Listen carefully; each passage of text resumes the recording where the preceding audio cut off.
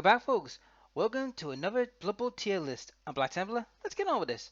Alright guys, this video we're going to be covering the monster season.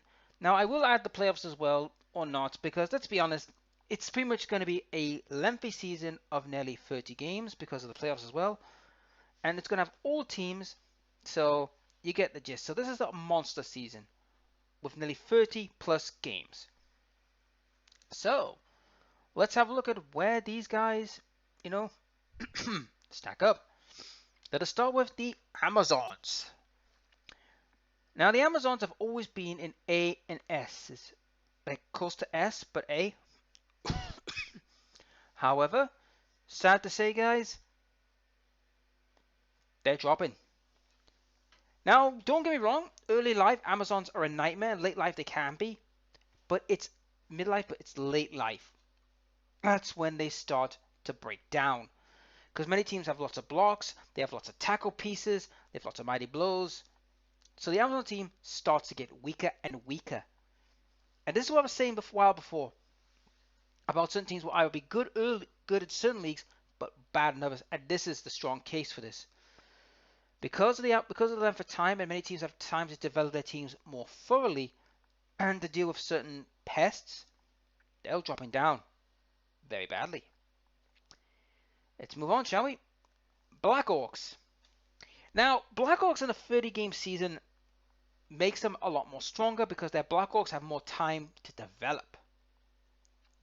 Of course, the Gobbles will develop as well if they don't die, as well as the Troll. But will they be better? That's the problem again. You're still relying on those Gobbles not to die, but you have got good, like 6 strong Blackhawks who's going to do some business.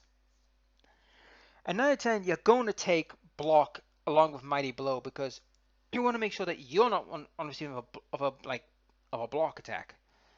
Or wrestle. They have many options to work with, the Blackhawks. But are they A rank? Sadly, no. They're still B rank. They're a good average team. Like I said, the strength 4 thing is good. But by the time we reach the end of the season, other teams got many ways of dealing with them or getting away from them. So that's where they end. Chaos Dwarfs. In the first year they were S, then it went down to A. Now in this one, this is where it gets a bit interesting. They're neither B or A. They're in these two categories because, yeah, like I said before, you only need a couple of skills in there laughing. But by the time they get those skills, they could have problems. But at the same time, other teams could be a lot stronger than these guys. And they might have to get a couple more skills just to keep up with the times. I would put them in A normally, but because then with the other teams who can get skills to absolutely crunch their armor or outpower them, they're going to B.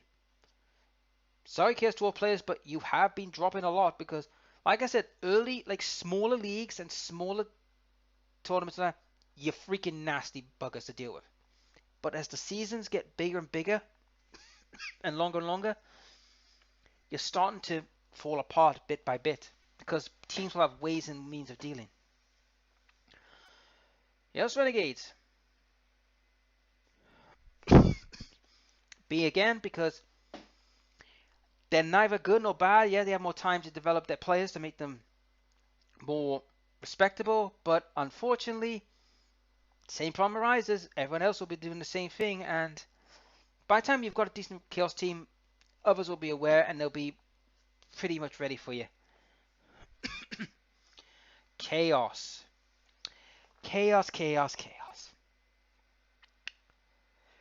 I would love to put them in A, but they're still B because, yet again, they've got to develop those players. And with Claw being nerfed, you're going to have to really think what you're going to do with them. Excuse me. So they are a good team, and they have options, and when they do develop, they are nightmarish buggers to deal with. But at the same time, other teams around them can get better. Actually, now that I think about it, if Goals got mutations, they get more work with mutations. So I'm changing my opinion on them now, because I've just remembered mutations. Oh yes, mutations could do a lot of things as well. they can go into A category. So they are getting better. Now, yes, they suffer the same problem. If one of their prize pieces gets injured, they're in trouble, but that's the same with most teams. Dark Elves. Now, this is interesting with Dark Elves. Last month they were in S because they were in the perfect spot. In a 30-man league, they're still an absolute terror to deal with. But, here's the but, because they can't do all the passing willy-nilly stuff, and other teams around them will have blocks, they'll have tackles roaming about, so they won't get away with a lot of the shenanigans. I will put them in the A category. You see, the previous one was 16 was a sweet spot because by the time anyone's got a decent amount of stuff to deal with them, it's already nearly too late and the season's almost over. So yeah, A spot's a good place for them. Dwarfs. S for them? Maybe, but no. And here's why. They're going to A. Like I said before, like the Chaos Dwarfs, they need a couple of turns to make good play, get the skills. But unfortunately, excuse me, I give it this. But unfortunately, other teams will have lots of blocks. They'll have lots of mighty blows. They'll have lots of tricks to get away or take a good take the fight to them. I mean, don't get me wrong. Dwarves with guard and mighty blow is still powerful, but at the same time, they're getting weaker because everyone else is getting stronger. It's the old classic case of you were stronger first, but now everyone's playing catch up, and now they've reached your level, and you couldn't get any higher. That's a problem for the dwarves, so they have weakened. Goblins. D. Sorry, Goblin players, but it's true. In a monster season, you guys utterly struggle badly. And the reason I'm saying that is because by the time we reach the end of the season, half your teams have been mangled, mutilated, your weapons have either died or been crippled, and everyone around you has gotten a lot stronger. I mean, take the chainsaw. Yeah, you might get one good shot off, but as soon as someone sees that chainsaw, they'll make sure they get rid of it. The ball and chain, scatter. The only players that you're going to rely on is your troll and some of the inducements, but to be honest, you're not in a good position in a long haul league. Halflings, I'm sorry guys, you're the same. Because endurance, you're good in it. Like I said, in the small league, you're okay. In the YouTuber league, you're okay. But once the long leagues hit, yeah, that's when the problem starts. And your team starts to pretty much decline. So I'm sorry guys, but you guys pretty much are not very good at this point. I know I'm going to get a lot of flack from Gobbles and Halfling players, but let's be brutal guys. When you got these guys who can literally get blocks and tackles pretty quickly, and as soon as we reach like game, let's say you're facing a fully developed Chaos at game 22. They've got like 5 or 6 players with block, a few tackle pieces, and a few ball handlers, and a few mutated people who could keep your halflings in place. Yeah, that's going to be an issue. High Elves. S rank. I know what you're thinking, but you gave the Dark Elves down because this is the thing with the High Elves, the main passer, because he's already got 2 great passing skills. And by the time, we get to the later stages, most of them will be in very good nick.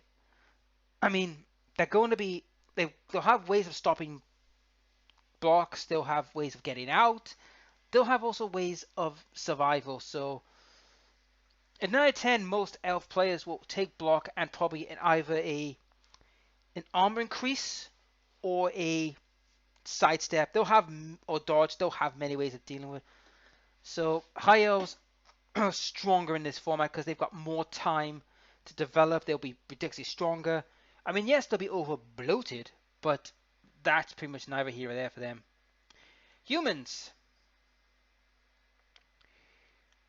Now, I know humans can go A rank easy and B rank. Are they S rank?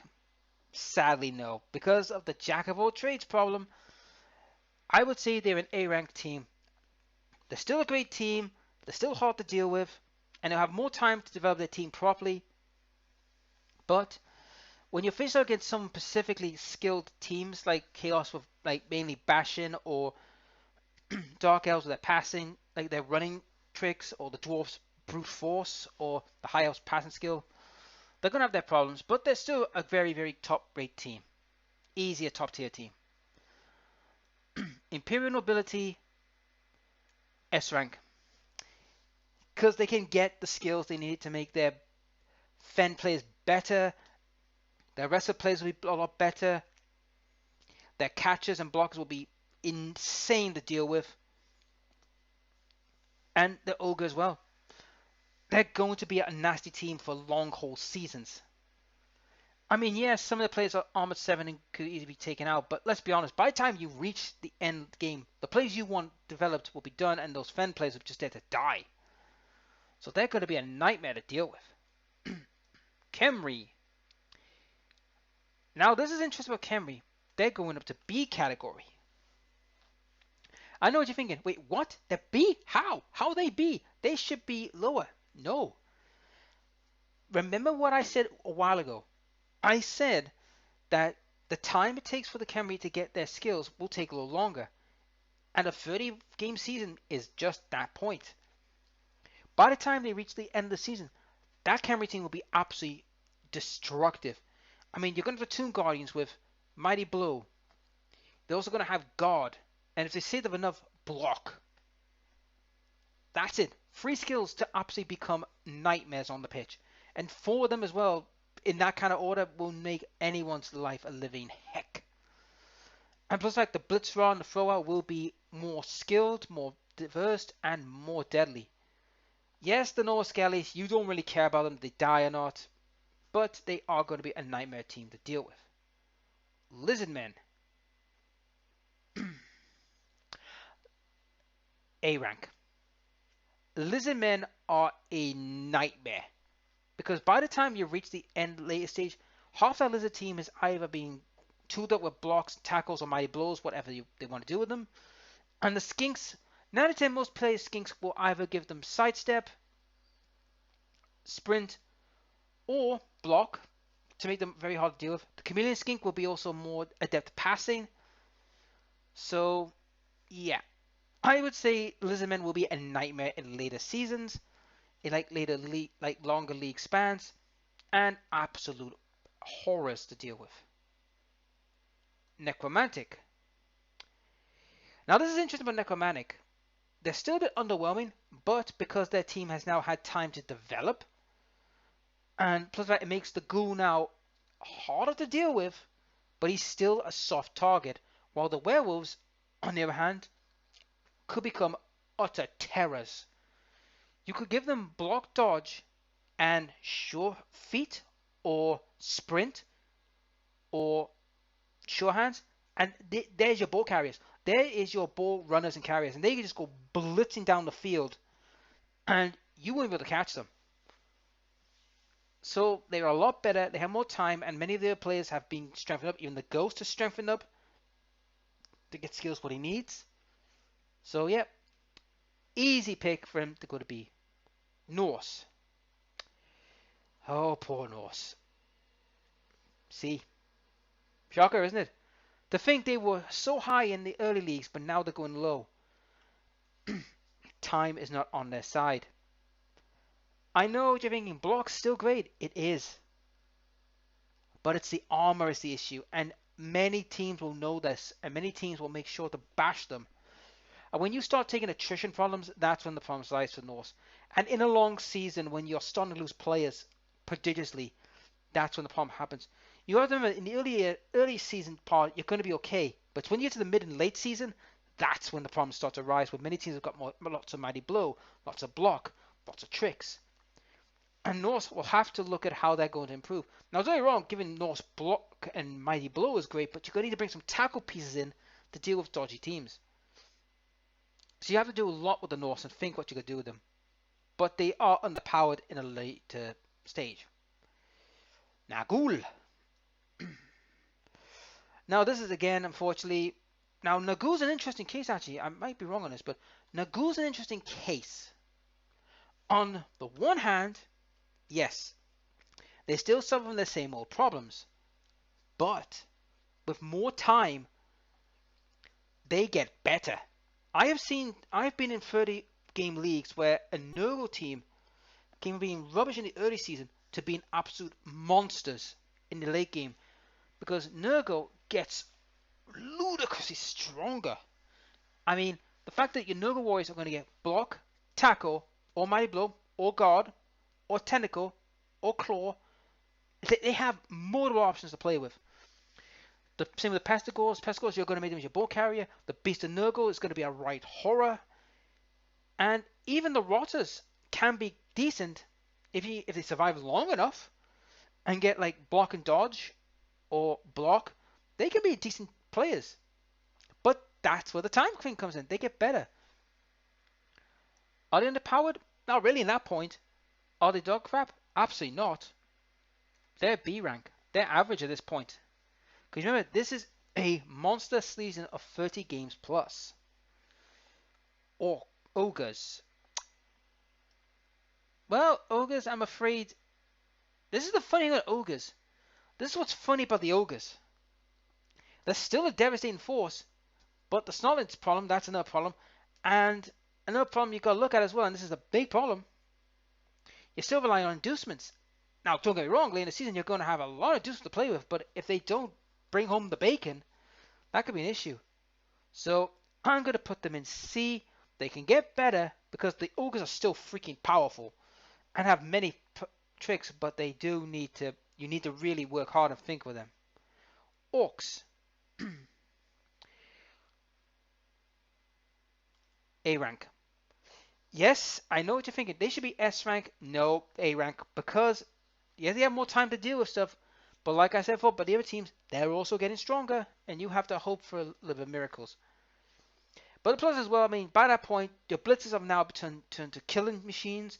The big ends have now become a formidable, like, line blocking unit. And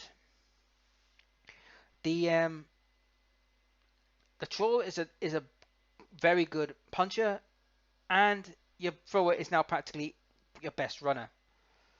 I know people say why the Blackhawks don't get any higher. Well, like I said, the Blackhawks rely on the gobbles too much to get points. Whereas, don't get me wrong, the main Blackhawk men are powerful, but it's the gobbles. And as soon as the gobbles go, that's when they start having problems. Old World Alliance. See, yes, hear me out, hear me out.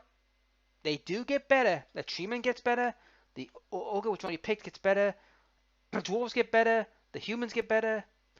But yet again, they're relying heavily on certain players. And plus the fact by the time they get even decent, half the teams have got ways of taking them down quickly. So the old world, unfortunately, still underpowered, but they're still decent. Pro Elves.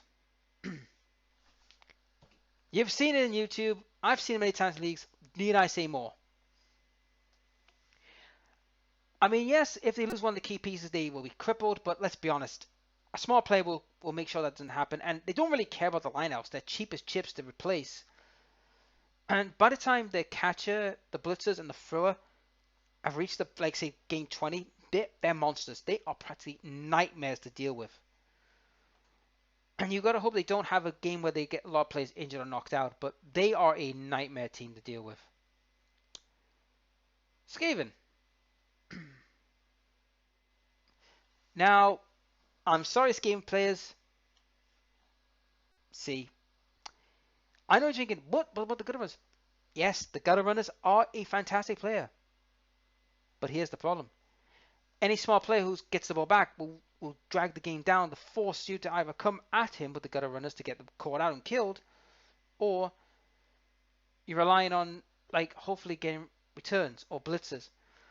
Now, as far as, the Rat Ogre, yes, he could be a nasty piece, but the animal savagery is still an issue, as well as the fact the Line Rats are pretty much expendables. I mean, if you can get a Line Rat to being a decent defender, like decent skills, he's going to be okay.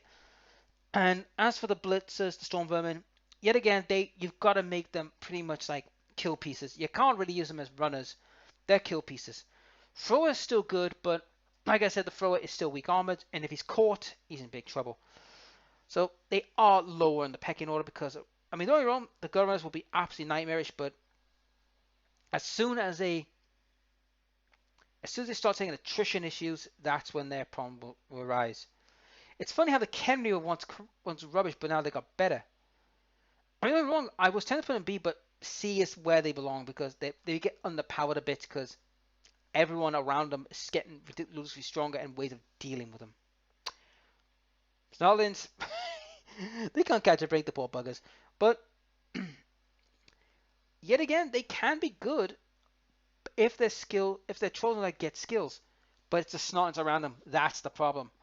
And you're relying on inducements again, where you gotta hope they bring home the bacon. And if they don't bring home the bacon, well, you're not gonna get anywhere. I mean, you could replace a team with full of all-stars, which would be good for you, but at the same time, you're relying heavily on the fact that your team doesn't get absolutely demolished in the process. Undead is going to A. I know what you're thinking. Wait, Undead in A? How? Because of the time. Like I said, the whites have had time to become nasty little pieces. The ghouls have had time, and the mummies and the zombos have had time now to get stronger as well. And regenerate does help in later games. Regenerate can become your best friend. The only reason they're not higher is because, like I said, I'll be honest with you, they are low A tier because they do have their issues with the ghoul, but other than that, they have become a very vicious and strong team. Underworld, see, you're relying heavily on inducements / the Gutterrunner, but if they get taken out, that's when problems start to rise. Don't get me wrong, they're still good. they're very good. Like this game, and they're both just on the cusp of B, but it's their little negative traits that tend to get them caught out. Even mutation can help, but unfortunately mutations cost a lot to do in XP, and if you don't get there in time, it's not worth it. Vampires, B. Now I'm going to hear a lot of people scream, what? B, are you nuts? Hear me out. The vampires will become monsters. I mean, you would have 5 vampires skilled up to the hilt, and they're going to be nightmares to deal with. So animal savagery is a problem. That's why they're not like higher up. But by this point, your thralls are either decently skilled, or you've already deduced that your thralls might get punched, so you decide to move the thralls that are weakest to deal with them and become how thralls are going to be your linemen. Or you can use all the vampires as linemen, bar probably say one as a main ball handler. And by that point, they've all been skilled up. So they will be better in the longer term than the short term. And last but not least, the Wood Elves. They are A rank. Not an S rank because of 3 reasons. Because of the past reason, and their armor is a big issue. And plus the fact, like I said, a lot of teams will have a lot of ways to deal with them. I mean, a treatment could be an absolute monster, and your war dancers are going to be nightmares to pin down, and the catcher is going to be a royal pain in your backside.